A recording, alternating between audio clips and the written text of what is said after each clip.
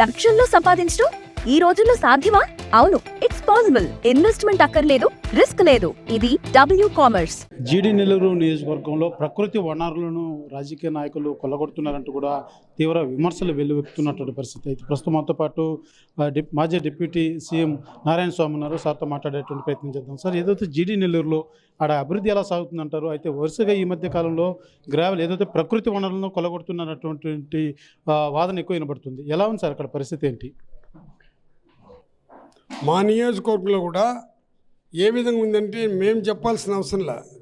First జ్యోతి paper, ఈనాడు paper వాళ్ళే పెద్ద ఎత్తున ఇప్పుడు మీరు చెప్పారు కూడా సంపదను ఎట్ట కొల్లగొడుతున్నారు అనే ఆలోచనతో వాళ్ళు పేపర్లంతా కూడా రాశారు. అదేవిధంగా అందరూ వాళ్ళు తెలుగుదేశానికి సంబంధించిన లీడర్లంతా మన కలెక్టర్ దగ్గరికి, ఎస్పీ దగ్గరికి పోయి ఇచ్చారు. అగెనెస్ట్గా కొండల సంపద వెళ్ళిపోతుండదు, ఎక్కడ చూసినా కంప్లీట్గా క్లోజ్ చేస్తున్నారు. ఎప్పుడు జరగలేదు మా నియోజకవర్గాలని వాళ్ళు ఇచ్చినారు. కానీ స్పందన కనబడలా. ఎందుకు స్పందన కనబడాలంటే ఇక్కడ నిలబడిన వాళ్ళందరూ బాగా డబ్బులు ఇచ్చేసి ఎలక్షన్లో ఎవరికి డబ్బులు కట్టాలో వాళ్ళు కట్టేసి వచ్చారు కాబట్టి వాళ్ళు డబ్బులు సంపాదించుకుంటున్నారు. ఎప్పుడు దేశం బాగుపడుతుందంటే డబ్బులు తీసుకొని ఓటు వేసినారు జనాల పైన పడుతున్నారు. కానీ ఇటువంటి వ్యవస్థ ఇటు వచ్చే కొద్దీ మళ్ళీ ఇంకొక ఇప్పుడు 1000 రూపాయలు ఇచ్చేవాళ్ళు రేపు 2000, 3000 ఇచ్చి ఓటు తీసుకుంటున్నారు. కానీ నా రిక్వెస్ట్ ఏమంటే ఒక తూరిపోయి ఆ కొండలు చూడమంటుండా. ఇప్పుడు ఎవరు ఎన్ని చెప్పినా దానికి సపోర్ట్ చేసి దానికి వస్తున్నారు. ఒకవేళ కౌంటర్ వేసేస్తారు. నా పైన కౌంటర్ వేయాలంటే వాళ్ళకి ఎక్కడైనా దొరికితే కౌంటర్ వేయమని చెప్పండి. ఇది ఒక కొండ కాదు, ఒక గుట్ట కాదు, రోడ్లకు కంప్లీట్గా క్లోజ్ అయిపోయింది. ఇప్పటికే ఇంకేం మిగులుతుందో మీరు పోయి చూసి మీరు న్యాయం చేయించండి. ఎందుకంటే తమిళనాడుకి సంబంధించిన వాళ్ళే ఎక్కువ మంది వస్తున్నారు. ఇది పరిస్థితి. ఇది నేను అలిగేషన్ చెప్పేది కాదు. ఫస్ట్ జ్యోతి పేపర్లోనే బ్రహ్మాండంగా రాశారు, ఈనాడు పేపర్లో రాశారు. మా ఎప్పుడు కూడా దాదాపు ఇప్పటికి కుతూలమ్మ ఎమ్మెల్యే అయింది, ఏ రోజు ఇటువంటి సిస్టమ్ మేము చూడలా. అదేవిధంగా రుద్రప ఎమ్మెల్యే అయినాడు, అప్పుడు చూడలేదు. గాంధీ భార్య అయింది, అప్పుడు చూడలా. మేము కూడా వైఎస్ఆర్ పార్టీ, కాంగ్రెస్ పార్టీలో ఎమ్మెల్యే అయినారు, అప్పుడు కూడా ఈ ఇన్సిడెంట్ జరగలా. ఇప్పుడు మొత్తం దోపిడీ జరుగుతున్నది. దీనికి కారణం ఏమంటే ఎంఆర్ఓ, ఎండిఓ, ఎస్ఐ పై వాళ్ళ వరకు వాళ్ళు ఒకటైపోయి పంచుకుంటున్నారు. దీన్ని ఎవడు ఏం అడిగేది? ఈరోజు నేను 3 సెంట్లు ఇస్తాను, ఇండ్లు కట్టిస్తాను అన్నటువంటి చంద్రబాబు నాయుడు 1 సెంటు ఎవరికి ఇవ్వలా.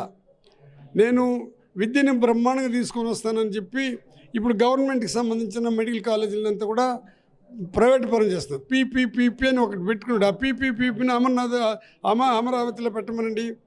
ఇప్పుడు రామారావు విగ్రహం పెట్టేదానికి ఎవరికి అభ్యంతరంలే. కానీ ఆయన కూడా నీరుకొండలు పెడుతుంటారు. అక్కడ ఎస్సీలు చంపినటువంటి ఏరియా అది.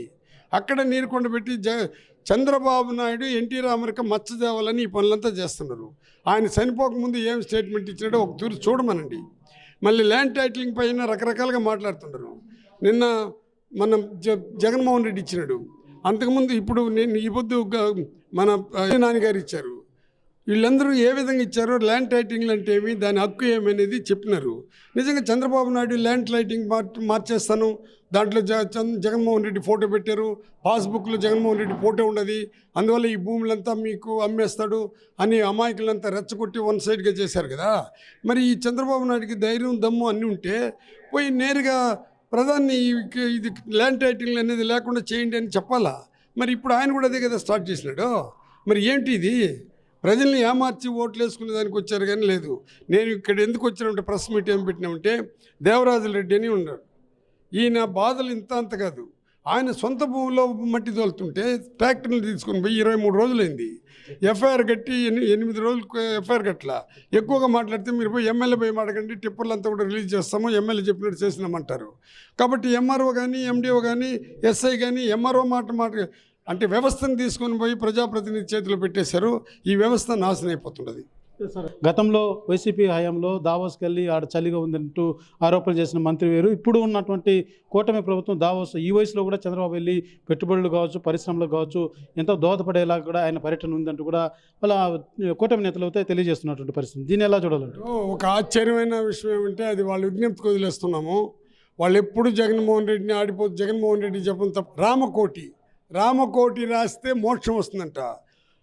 ఇది ప్రతిపక్ష నాయకులకి జగన్మోహన్ రెడ్డి మాట ఎన్ని తూర్లు చెప్తే అంత మోక్షం వస్తుందని వాళ్ళు చెప్తున్నారు. కానీ చంద్రబాబు నాయుడు గారు మొన్న ఒక మాట ఇచ్చినాడు, 23 లక్షల కోట్ల మందికి ఉద్యోగాలు ఇప్పిస్తాము అన్నాడు. ఇంకా దీన్ని బట్టి వాళ్ళు ఈ వ్యవస్థని ఏ విధంగా ముందుకు తీసుకొని పోతున్నారో మీరు ఆలోచించండి. ప్రపంచవ్యాప్తంగా తీసుకుంటే కూడా 23 లక్షల కోట్లు లేరు. మన జనాభా అయింది 2,50,00,000 మంది, 265,00,000 మంది క్రిస్టియన్స్, 156,000 మంది ఈ మన ముస్లిమ్స్, మంది మూడో ప్లేసు. అన్నీ కలుసుకుంటూ కూడా 7,000 మంది కూడా రాలా, 700 మంది కూడా. మరి 23 లక్షల కోట్లు ఉద్యోగాలు ఇప్పిస్తుంటే దీన్ని బట్టి వాళ్ళ పరిపాలన ఎట్టున్నది, ఆ లీడర్ని వాళ్ళు ఎట్ట ఏం చేస్తారు. రెండోది ఏమంటే, రామారావుని దించినప్పుడు ఎవరెవరు చంద్రబాబుతో ఉండారో వాళ్ళే కదా ఇప్పుడు కూటమిలో కూడా ఉండేదే. 1-2-3 తప్ప ఇంకా వాళ్ళకి ఒకే రకమైన ప్రేమ, ఒకే రకమైన ఆలోచనతో ఉంటుంది. మీరు స్టోర్ క్రియేట్ చేసి లింక్ లేదా QR ని షేర్ చేస్తారు. కస్టమర్ ఆర్డర్ ప్లేస్ చేస్తారు. డెలివరీ, రిటర్న్స్, రిఫండ్స్ అన్ని ప్లాట్ఫామ్ హ్యాండిల్ చేస్తుంది. మీ పార్టీలో ఉన్నటువంటి విజయసాయిరెడ్డి కీలకంగా ఉన్నారు. ఆయనే నిన్న విచారణకు హాజరై బయట వచ్చి ఏదైతే లిక్కర్ కేసుకు సంబంధించి నేను పాలేరుగా పనిచేశాను జగన్మోహన్ రెడ్డి దగ్గర, నా మాట ఏ రోజు ఆయన వినలేదు, ఆయన చుట్టుపక్కల ఉన్న వాళ్ళే ఆయన ముంచేస్తున్నారంటూ కూడా ఆయన మాట్లాడారు. అదే రకంగా కూటమి ప్రభుత్వం కలిసి ఉన్నంతకాలం దీన్ని అధికారంలోకి జగన్మోహన్ రెడ్డి రావడం అంటూ కూడా తెలియజేశారు. ఒకటి మాత్రం చెప్పేదా, జగన్మోహన్ రెడ్డి అనే వ్యక్తి పార్టీ పెట్టకపోతే నేను కూడా డిప్యూటీ సీఎం అయి ఉన్నాం. పేదవాడు అనేవాడు ఆయన పార్టీలో ఎవరెవరైతే పేదవాడు వచ్చినాడో వాళ్ళందరూ జగన్తోనే ఉండరు. వ్యాపారం చేసే మహానుభావులు జగన్మోహన్ రెడ్డిని కాదని బయట వెళ్ళిపోయినారు. ఎప్పుడైతే ఈ రికమెండేషన్ పైన మనం క్యాండిడేట్లు పెడతామో వాళ్ళు బయట పోతే వీళ్ళు కూడా బయట వెళ్ళిపోతారు. ఆ ఎమ్మెల్యేలు కూడా వాళ్ళు సపోర్ట్ చేస్తున్నారు కాబట్టి. జగన్ అనే పార్టీ పెట్టకపోతే, జగన్ అనే లేకపోతే ఎవరు రాజ్యసభకు పోయిండ్రు, ఎమ్మెల్యేలు అయ్యిండ్రు, మంత్రులు అయ్యిండ్రు. కాబట్టి వాళ్ళు విజ్ఞతకు వదిలేస్తున్నాము. దానిపైన మీ అభిప్రాయం అంటే అది వాళ్ళ విజ్ఞత. ఆ విజ్ఞతకు వదిలేస్తున్నాం. జగన్ అన్నకి ఆ రోజు ఇద్దరే ఉన్నారు, ఆయన వాళ్ళ మదరే గెలిచాడు. ఈరోజు కూడా ఆయన ఇద్దరు పెట్టుకునే ప్రజల అభిమానం ఉంది కాబట్టి, ప్రజల మనసును దోసుకున్నాడు కాబట్టి ఖచ్చితంగా నెక్స్ట్ జగన్మోహన్ రెడ్డి వస్తాడు. ఒక్క మాట, ప్రజా వ్యవస్థ ఎలా నడుస్తుందంటారు? అందుకే మీకు చెప్పినాను కదా, మీరు పోయి చూసండి. మీరు ఈ మాటలో ఒక మాట చెప్పాలంటే ఎలా చెప్తారు? అస్తవ్యవస్థంగా ఉంది. జీడీఎన్ఎల్లో ప్రజల కోసం పనిచేయట్లేదు. ప్రతిరోజు కేసులు, ప్రతిరోజు రెడ్ బుక్ పరిపాలన. ఎక్కువగా మాట్లాడితే ఎంఆర్ఓ మా చేతికిలా, ఎండిఓ దగ్గర మేము చెప్పుకోలేకపోతున్నాం, ఎస్ఐ దగ్గర మా నిజాలు చెప్పలేకపోతున్నాం. అన్యాయమైన కేసులు, మర్డర్ కేసులు పెడుతున్నారు. చిన్న గలాట చేస్తే కూడా మరీ ఎస్ఆర్పురంలో అయితే అన్ని మర్డర్ కేసులే. కాబట్టి న్యాయం ఏమంటే, మీకు ఈ వ్యవస్థ ఆయుధం ఎట్టు వచ్చిందంటే, చంద్రబాబు నాయుడుకి పోలీసు వ్యవస్థ ఆయుధం, కత్తులు కటారులు అంతా పోలీసు వాళ్ళే. ఇంకా వాళ్ళని చూసి ప్రజలు భయభ్రాంతితో ఉండరు. ఇంకా దాన్ని బట్టి ఈ వ్యవస్థ ఎట్టుండదంటే ఏం చెప్పాలా, నన్ను అడిగితే ఈ వ్యవస్థ సర్వనాశనం చేస్తే వ్యవస్థ వస్తుంది. దీన్ని ఎవరు బాగుపరుస్తారో ఎందుకు పరుస్తారంటే ప్రజలకు ఒక నిర్ణయానికి రావాలి. ప్రజలు ఇప్పుడే ప్రజలు తెలుసుకున్నారు, ఇంకా తెలుసుకోవాల్సిన అవసరం ప్రజలకు ఉంది. ఎప్పుడైతే మందు ఇచ్చి మనం ఓటు అడిగినామో, ఆ మందు తాగే వాళ్ళందరూ ఎప్పుడైతే ఈ విధంగా ప్రచారం చేసి వాళ్ళ కుటుంబాలను సర్వనాశనం చేసుకుంటున్నారో, జగనన్న ఎప్పుడైతే పేదవాళ్ళు విద్యావంతులు అవ్వండి, విద్యావంతులైతేనే సంపద వస్తుంది, సంపద అనేది ఒక విద్య అని చెప్పేసి ఆయన పెడితే, మాకు విద్య అవసరం లేదు మందు అవసరం, చాలామంది మందుతో వెళ్ళిపోయినారు. ఇది తెలుసుకున్న చంద్రబాబు నాయుడు మళ్ళీ కూడా మంచి మందు అంటాడు, మళ్ళీ ఇస్తాడు, మళ్ళీ ఏం చేయాలో చేస్తాడు. 30 ఏళ్ళు ఇదే రకం కలిసి ఉంటాం, రాష్ట్ర ప్రజలు పాలిస్తామనేసి పవన్ కళ్యాణ్ అంటున్నారు. ఇప్పుడు మీరు మంచి అంత క్వశ్చన్లు అంతా వస్తుంది. ఎవరు చెప్పినా, చంద్రబాబు చెప్పినా, లోకేష్ చెప్పినా, పవన్ కళ్యాణ్ చెప్పినా, మోడీ గారు చెప్పినా, మీకు సంబంధించిన పెద్ద అబద్ధాలు. ఇప్పుడు ఈనాడు, జ్యోతి పేపరు, ఇంకా ఎన్నెన్నో టీవీ ఛానల్స్ ఉంది కదా, ఇప్పటి వరకు చంద్రబాబు చేస్తూ ఉండేది ఇది అన్యాయం, విద్య పైన అన్యాయం అని ఎప్పుడైనా మాట్లాడినారా? ఇదే కానీ జగన్మోహన్ రెడ్డి గవర్నమెంట్ కాలేజీలు ప్రైవేట్ కానీ చేసి ఉంటే వీళ్ళు నిద్రపోయి ఉంటారా? ల్యాండ్ టైటింగ్ని ఏ విధంగా ప్రచారం చేశారు? అది ఎట్టా వాళ్ళు జగనన్న పోటీ పెట్టినంత మాత్రాన దాన్ని వాళ్ళు ఎట్టా అమ్ముకోగలుగుతారు? జగన్మోహన్ రెడ్డి ఎట్టా అమ్ముకోగలుగుతాడు? అమ్ముకుంటాడు, భూమి అంతా మీకన్నారు. రిజిస్ట్రేషన్ లేకుండా ఎట్టా అమ్ముకుంటాడు? అందుకే మీకు కంప్లీట్గా చెప్తున్నాం కదా, జగన్మోహన్ రెడ్డి ఇచ్చిన స్టేట్మెంట్ ఒకసారి చూడమని. దీన్ని బట్టి మీరు ఎన్ని మాట్లాడినా ఇదే కదా వ్యవస్థ.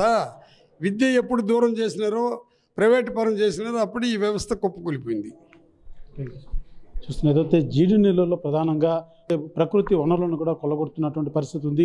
ప్రశ్నించినటువంటి వారి మీద అంతా కూడా కేసులు బనాయించే దిశగా పాలన జీడి నెల్లూరులో సాగుతుంది. అదే రకంగా విజయసాయి రెడ్డి గురించి కూడా మాట్లాడుతుంది. ఏదైతే పార్టీలో జగన్మోహన్ రెడ్డి పార్టీ స్థాపించినాడు కాబట్టి నాలాంటి వారు డిప్యూటీ సీఎంగా పనిచేశారు, కొంతమంది సిఫారసుల మీద వచ్చినటువంటి వారు వ్యాపారం కోసం వచ్చినటువంటి వారు మాత్రం కొన్ని రోజులు పార్టీలో ఉండి తర్వాత పక్కకి వెళ్ళారంటూ కూడా నారాయణ స్వామి ఆరోపిస్తున్నటువంటి పరిస్థితి.